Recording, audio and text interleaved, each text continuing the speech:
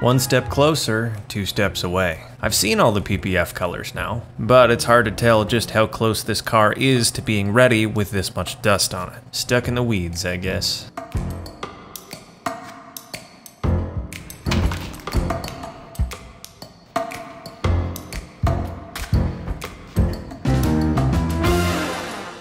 Could be smooth, could be rocky, could be anywhere in between, but I wouldn't know. Right now it's too dusty to even tell that much, and that would be your fault, wouldn't it? But it's not like I didn't need your help. Feather sanding the edges was the first step, but it's not the only sanding I'll need to do to get this surface ready. Still, I can't even do that with this much dust.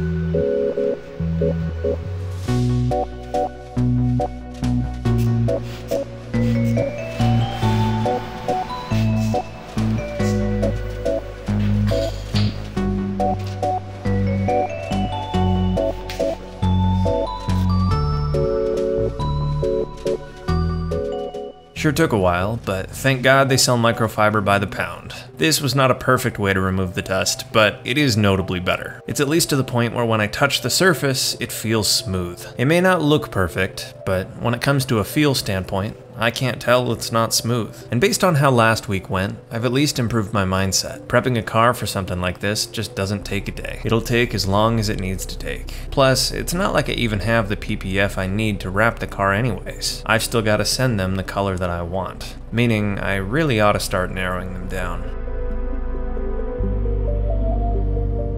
I guess it is a little harder to pick when there's 10 options. Probably best to just remove the ones I like the least so I don't have to think about them anymore. And none of these are bad options. It's all personal preference. But I do think there are a couple that'll fit this car and this specific use case just a bit better than others.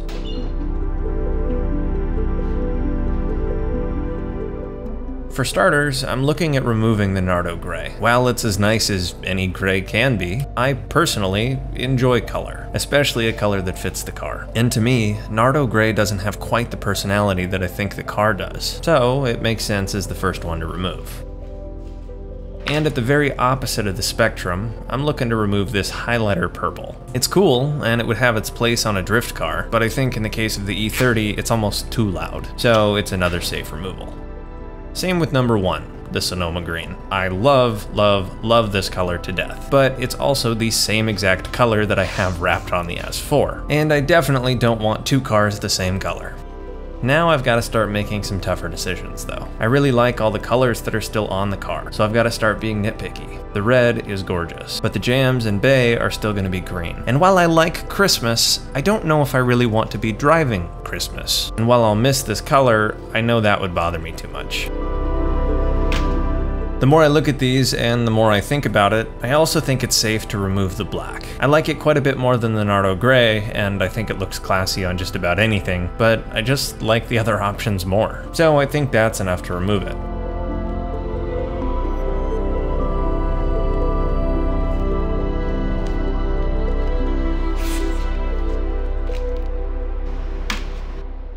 The remaining options I need to sit with a little bit longer, but I've got a whole lot of car to sand before I need to remove these, so I've at least bought myself a little time. Back to surface prep, in other words, starting with a bit of filling and then moving into the world of wet sanding.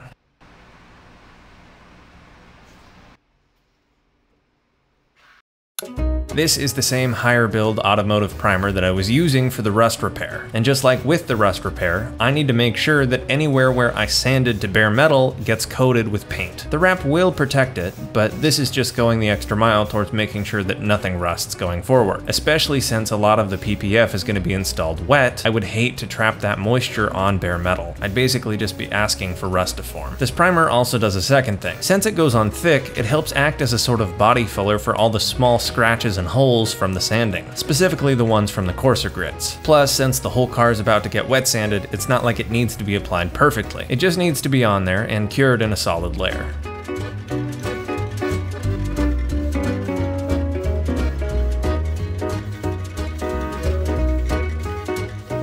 Up next is the process that's gonna take days. Or so I've been told. Wet sanding the entire car with various grits. The higher up we go, the smoother the surface. And we're gonna use a flat block so that we take down all the highs. The only part that might be difficult is figuring out where on the car actually needs sanding. If it already feels smooth to the touch, what's this really gonna do? In order to figure out where actually needs sanded on this car, I'll be trying an old mechanic's trick. Something that sounds goofy as hell and way too good to be true. But I've also been told it works multiple times, so either it does, or everybody's in on the joke. Allegedly, by using a plastic bag and feeling the surface, you'll be able to feel imperfections that you can't feel with your bare hand. And while it sure sounds weird, I've definitely tried worse.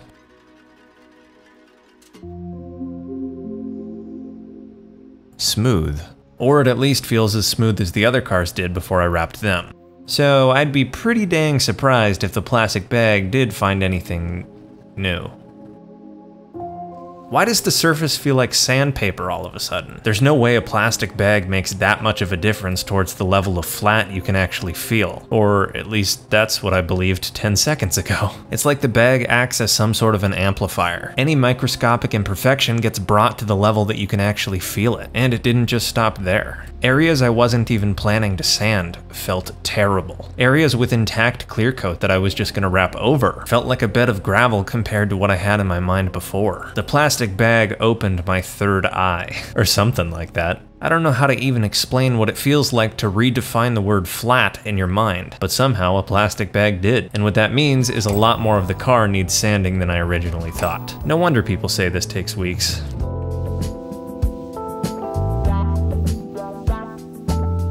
So with the new mindset, I set off on my long journey to wet sand this entire car. The only real goal I had for today was to get the first grit done. This will take the longest because it's the most aggressive. The grit is 400 and I'm starting with the back of the trunk. This is where I first started feather sanding and where I left it feeling completely flat. Shockingly, however, the plastic bag proved to me that that was not the case. So the wet sanding began, and boy did it take forever.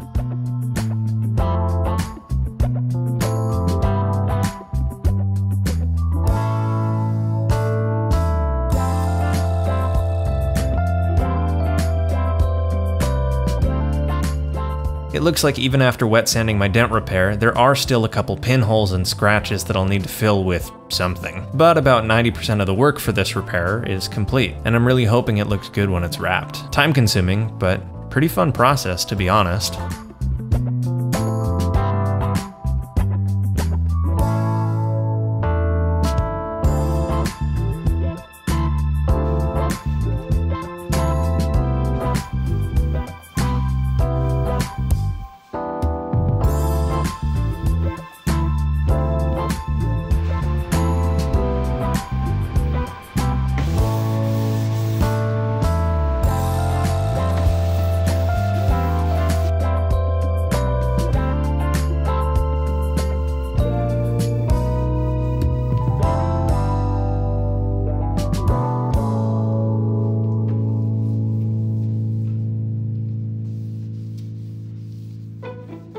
Wet sanding a car is completely and utterly mind-numbing, but it is repetitive enough that you can at least get into the flow state. The only issue is visually, it doesn't really seem like I'm making the car any better. If you can't see the result of what you're doing, is it even there? I can feel it though, so it has to be there. I just can't see it. And when I look at what I wet sanded, it looks worse than where I started. So which sense is the right one to measure progress with?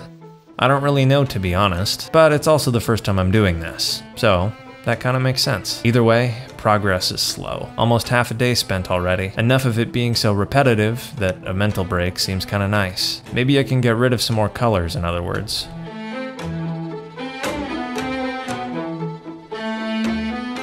Sure, I can do that. Number 7 is really pretty, but unless you're looking at it in the sun, it kind of just looks black. I like it a lot, I just wish it was a couple shades brighter is all. At least for this car. Orange, unfortunately, runs into the same issue that the red did. The jams in the bay would just look really weird next to it. Which sucks to say because orange was actually the one I wanted to go with before I'd even seen the samples. But I can always keep it in mind for another car.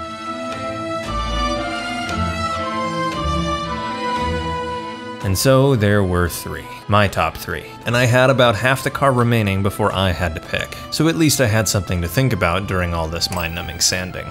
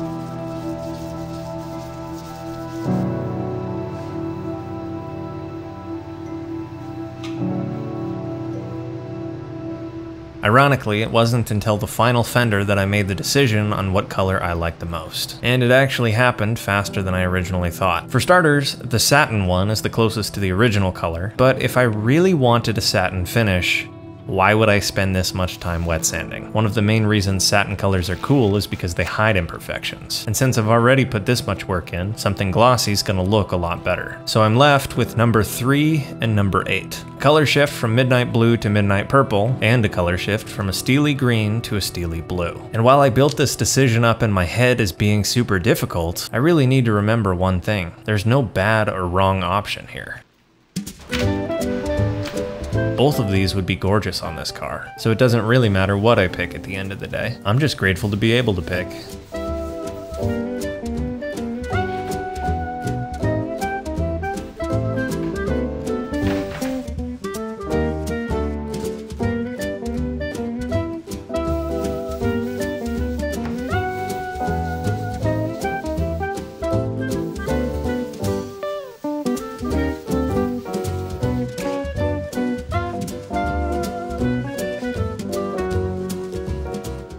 I wet sanded the hood just like the rest of the car, and that turned into an entire fiasco. I ended up finding way more imperfections than I remember, including dents, which I popped out, and quite a few more areas that I needed to use coarse sandpaper and the orbital sander for. More feather sanding. Yay. But eventually, I was back to wet sanding, and the more I did, the flatter the panel began to look, both in the color and the fact that once it dried, you really could see no reflection at all, which gives meaning to the term flat when referring to a paint finish. Kinda cool to see it in the real world.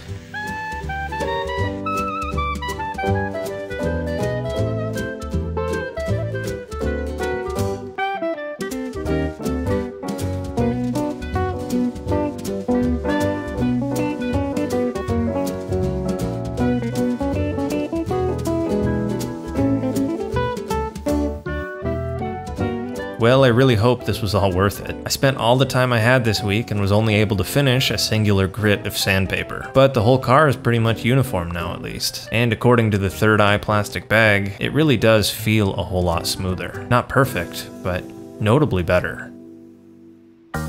The issue comes with visually looking at the car and trying to convince myself that that's the case. Holistically speaking, the car looks awful now. So much worse than before I wet sanded it. It's streaky because of the dust, and not an ounce of the surface has a mirror finish anymore. So unless I'm actively feeling the car, sure doesn't feel like I took a step forward today. Actually, it looks like I'm in the exact same spot as I was.